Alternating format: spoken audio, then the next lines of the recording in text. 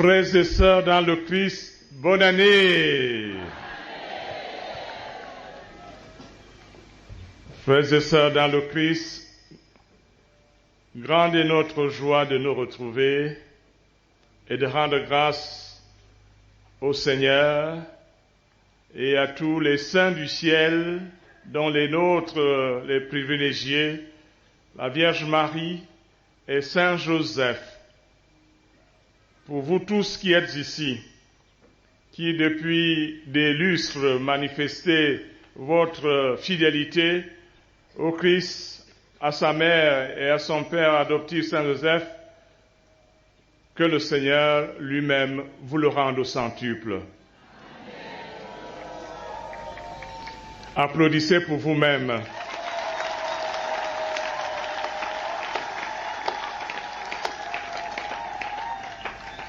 Applaudissez pour tous les acteurs du sanctuaire et en particulier le Père Evouna.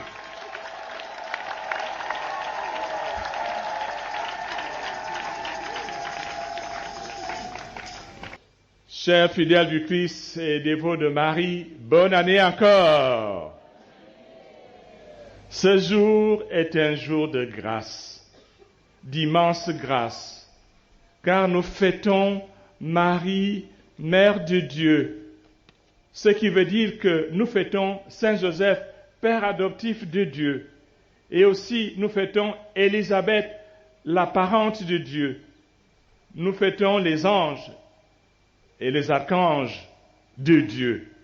Nous fêtons les bergers et les mages, tous amis de Dieu. Et en Marie, notre mère, nous sommes par conséquent frères de Dieu, sœurs de Dieu.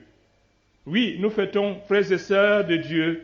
Cela est notre identité, une grâce spécifique, de revendiquer une parenté avec Dieu lui-même grâce à la Mère de Dieu qui est notre Vierge Marie.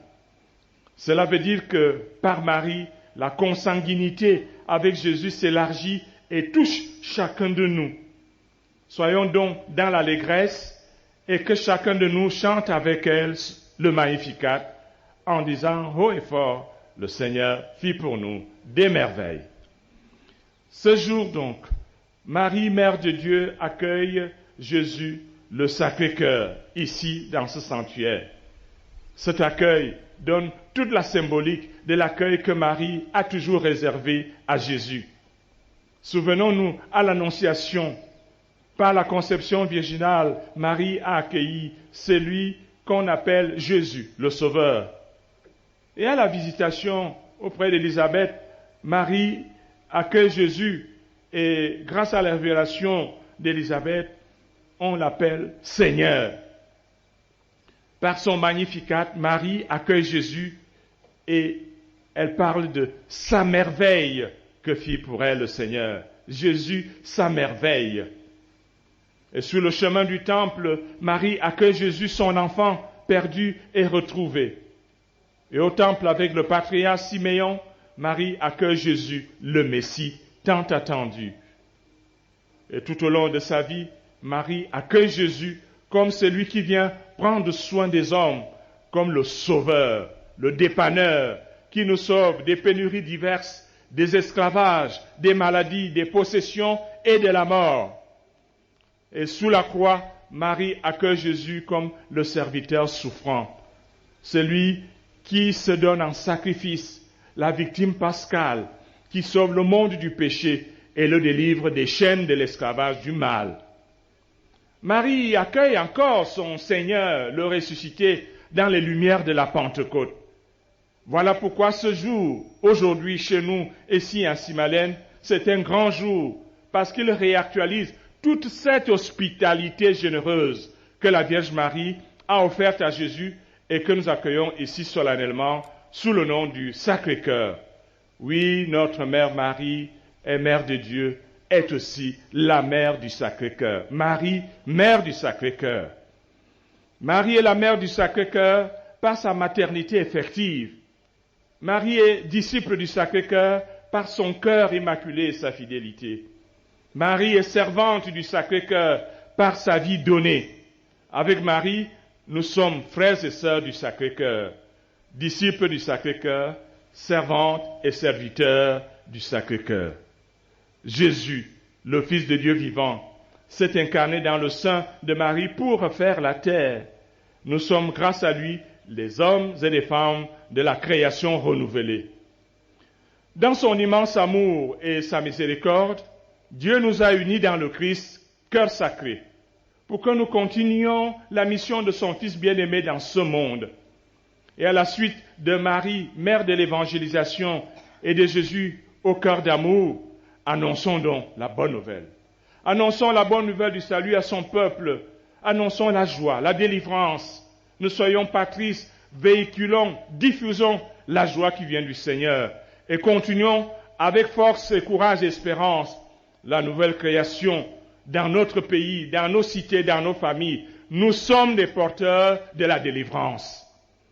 Et en cette année dédiée à la dévotion du Sacré-Cœur, nous venons solliciter le secours de la Vierge Marie pour qu'elle nous aide à valoriser tout le capital d'intimité que nous avons avec elle et Saint Joseph afin de vivre une vraie communion avec le Sacré-Cœur de Jésus. Plus que jamais, notre option d'aller à Jésus par Marie, d'aller à Jésus par Joseph, plus que jamais, cette option tient toute son efficacité. Nous avons l'habitude de dire à Jésus. Cela veut dire que cette fois-ci, aujourd'hui s'accomplit cette parole. À Jésus, Sacré-Cœur par.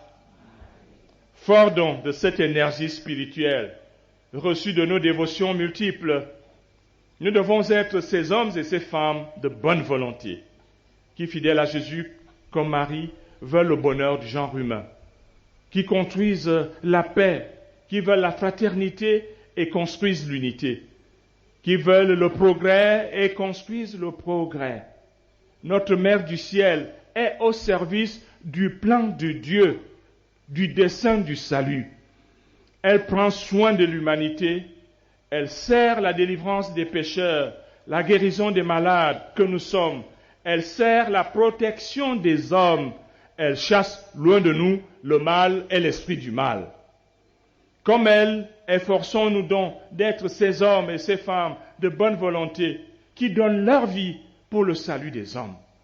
Ceux qui le font et qui sont déjà avec nous et au milieu de nous, que par eux, la grâce de Dieu dans le Christ vienne renouveler le monde, que le Christ les accompagne dans leurs sacrifices, leurs efforts et leurs engagements. En considérant la Vierge Marie, nous avons perçu aussi que parmi nous, des hommes et des femmes ne suivent pas son exemple. Ils sont de volonté douteuse, ils continuent la malfaisance, la violence, la haine et le conflit à des niveaux variés dans notre société. À cela, nous disons qu'il est digne que la lumière du Christ les éclaire, que le salut du Verbe de Dieu touche leur cœur, pour qu'ils redécouvrent la beauté de la vie, la beauté du monde, la grandeur de leur pays, de leur nation et des familles, et la nécessité d'être avec Marie du côté de ceux qui bâtissent le bien, de tous ceux qui travaillent pour que le monde se porte mieux. À la suite de Marie donc, disciple du Christ, qui a visité et soutenu et secouru, intercédé l'humanité, commençons par nous-mêmes, évangélisons le moi-même, pour vaincre mon égocentrisme, pour vaincre mon individualisme, pour vaincre, comme dit le Saint-Père, mon auto-référentialité.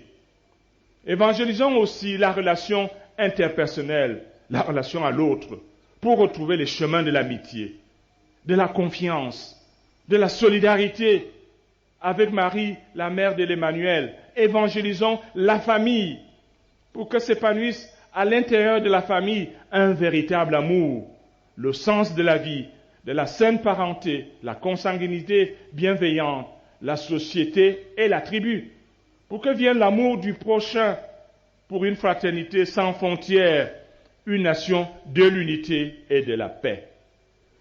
Avec Jésus, Marie et Joseph au milieu de nous, évangélisons le travail pour le progrès. Évangélisons l'économie pour plus de solidarité entre tous. Pas d'un capitalisme individualiste et stérile, mais une économie en solidarité, pour plus de partage et d'équité. Avec la mère du Verbe de Dieu fait chair, évangélisons la politique pour plus de vérité, les partis pour plus de bien commun, les élections pour plus de responsabilité, les professions pour que nous soyons au service de notre peuple. Avec Marie, mère de Jésus, femme rurale, évangélisons la bioéthique, le respect de la vie, la sacralité de la vie et l'écologie, ainsi que le respect de l'environnement. Avec la servante du Seigneur, évangélisons notre monde, le monde religieux, pour qu'il y ait plus de vie dans l'Église, pour qu'il y ait plus d'amour dans l'Église, pour qu'il y ait plus de pardon dans l'Église, pour qu'il y ait plus de réconciliation dans l'Église, que s'installe dans le cœur des citoyens et en particulier les croyants, le respect du sacré, l'œcuménisme, l'ouverture à l'autre, le dialogue et la grande fraternité humaine. En ce moment, avec Marie, reine des apôtres, qui est patronne de notre pays, prions pour notre pays. La réalité de notre nation est actuellement portée par une vraie volonté de progrès, avec la présence généreuse et providentielle d'une nombreuse jeunesse qui s'active, qui étudie, qui veut agir et améliorer les conditions de vie de leur société, de leur famille. Portons donc avec nos jeunes et pour eux ces défis de la conjoncture actuelle. Et j'invoque à l'instant la parole du pape François, dite avec force dans la nouvelle exhortation post-synodale Christus Vivit, où il nous ouvre tant de lumière pour accompagner notre jeunesse dans la croissance, la réussite et leur plein épanouissement.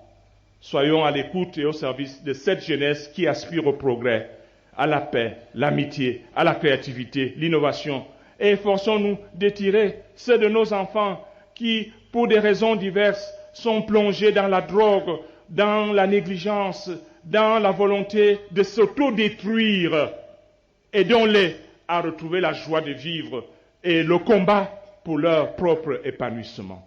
Ainsi donc, la Vierge Marie, Mère du Rédempteur et notre Sauveur, nous appelle à un engagement nouveau pour tout renouveler, pour tout fortifier, pour tout améliorer. Elle nous appelle à une véritable transcendance qui élève l'homme à tous les niveaux de son bien-être, une véritable croissance à tous les niveaux, un véritable développement pour la promotion des activités dans tous les secteurs. Qu'elle fasse venir en nous donc, par le Christ Sacré-Cœur vivant, la force d'âme, la force de vie, la force de changement que Jésus a apportée à ceux qui l'écoutent, qui le suivent, qui témoignent de lui au milieu du monde. Soyons les témoins de Jésus qui change le monde à notre milieu. Que cette année du Sacré-Cœur soit pour nous tous source de bénédiction de tous les efforts nationaux et internationaux que nous faisons pour élever le Cameroun à son digne niveau. Que cette année soit une fête de la bonne nouvelle du salut et de la rédemption du Christ pour une bonne communion, une bonne vie entre nous.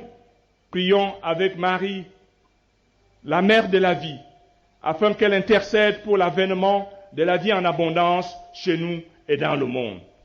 Suivons les pas de notre mère, et comme elle, et comme le fait, elle ne cesse de le faire depuis des siècles partout dans le monde, comme elle, implorons le pardon pour nos péchés.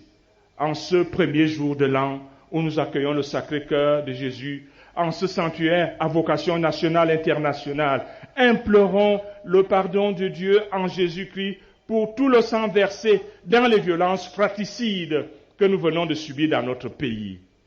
Implorons solennellement en ce jour devant Dieu, en son Fils Jésus, le Sacré-Cœur, la réparation de tous ces péchés de crimes commis entre nous.